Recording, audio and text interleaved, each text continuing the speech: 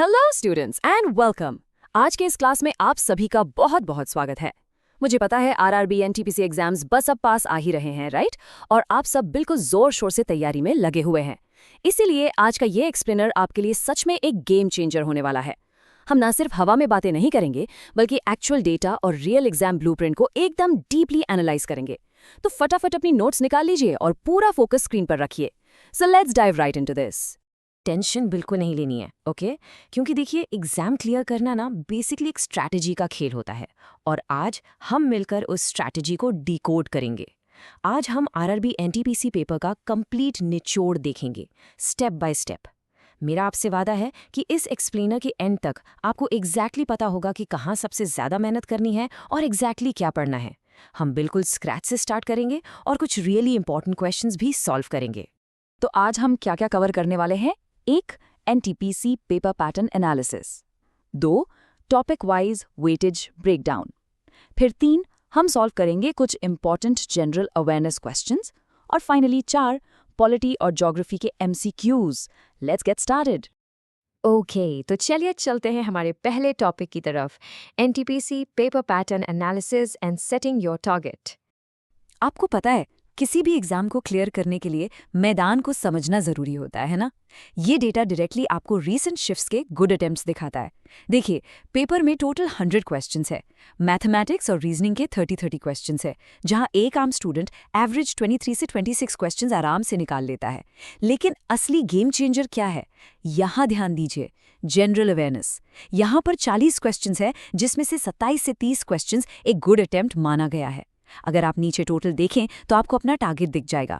74 से 81 क्वेश्चंस के बीच एक सेफ ओवरऑल अटेम्प्ट होता है।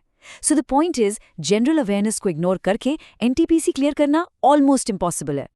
अब आते हैं हमारे दूसरे सेक्शन पर, topic wise weightage breakdown, where to focus. इस ब्रेकडाउन को ना अपने दिमाग में बिल्कुल छाप लीजिए। देखिए कि ये 40 क्वेश्चंस डिस्ट्रीब्यूट कैसे होते हैं।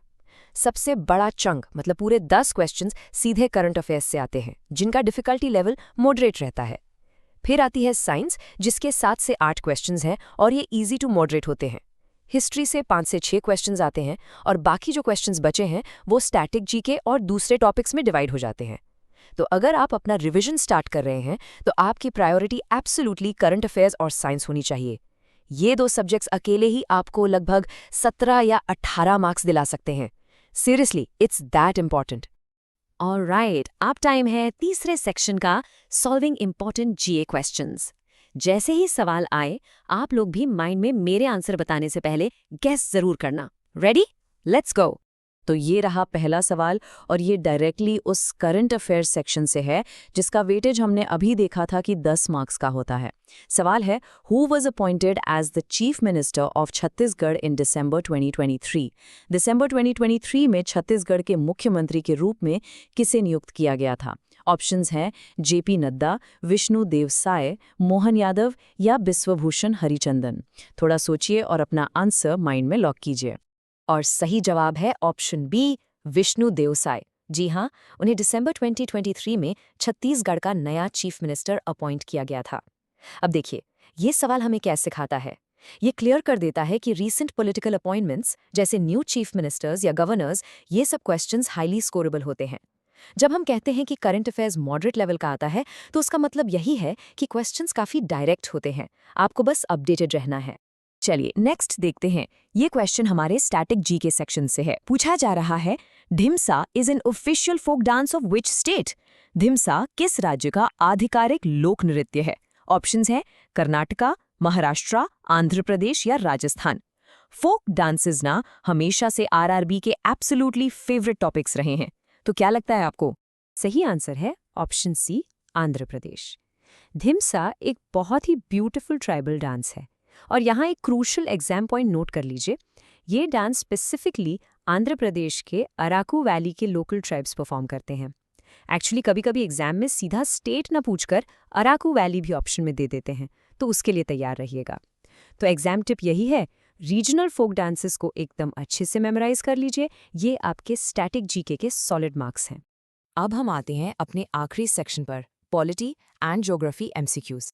ये रहा इंडियन पॉलिटी का बड़ा ही इंटरेस्टिंग सवाल। Which article of the Constitution of India mentions that the Lok Sabha must have a speaker and a deputy speaker? Bharat के संविधान के किस अनुच्छेद में ये बताया गया है कि लोकसभा में एक स्पीकर और एक डेप्यूटी स्पीकर होना चाहिए? आर्टिकल 93, 85, 100 या फिर 97? पार्लियामेंट से रिलेटेड आर्टिकल्स तो देखिए आते ही आते हैं, तो अपना गेस लगाइए। And the correct answer is article 93। ये आर्टिकल क्लियरली मैंडेट करता है कि लोकसभा अपने 2 सदस्यों को स्पीकर और डेप्यूटी स्पीकर चुनेगी। यहाँ आपकी स्ट्रैटेजी क्या होनी चाहिए? देखिए, पॉलिटी में पढ़ने को तो दुनिया भर का सिलेबस है, लेकिन आर्टिकल से आने वाले सवाल डायरेक्ट होते हैं। पार्लियामेंट, प्रेसिडेंट, फंडामेंटल राइट्स, इनके कोर आर्टिकल्स को अपनी टिप्स पर रखिए। ये आपसे कभी गलत नहीं होने चाहिए। नाउ एक शानदार सवाल हमारी इंडियन ज्योग्राफी से। इस क्वेश्चन को जरा ध्यान से पढ़िएगा। Which of the following rivers is not a tributary of Indus River? निम्नलिखित में से कौन सी नदी सिंधु नदी की सहायक नदी नहीं है? देखिए, इस नॉट वर्ड पर ध्यान दीजिए। एग्जाम प्रेशर में बच्चे अक्सर इसे मिस कर देते हैं। नदियां हैं चेनाब, व्यास, रावी या गोमती। कौन सी नदी इंडस रिवर सिस्टम का हिस्सा नहीं है? इसका करेक्ट आंसर है गोमती। एक्सप्लेनेशन बहुत ही सिंपल है अगर आपने रिवर सिस्टम्स कवर किया है। चेनाब, व्यास, जिसे हम ब्यास भी कहते हैं, और रावी, ये तीनों ही इंडस यानी सिंधु नदी की मेजर ट्रिब्यूटरीज हैं। लेकिन गोमती नदी, ये तो गंगा नदी की ट्रिब्यूटरी है, इंडस की नहीं। इसलिए यहाँ गोमती हमारा सही जवाब है। हमेशा भारत के मेजर रिवर सिस्टम्स को डीपली पढ़कर जाना, ये बहुत स्कोरिंग होते हैं।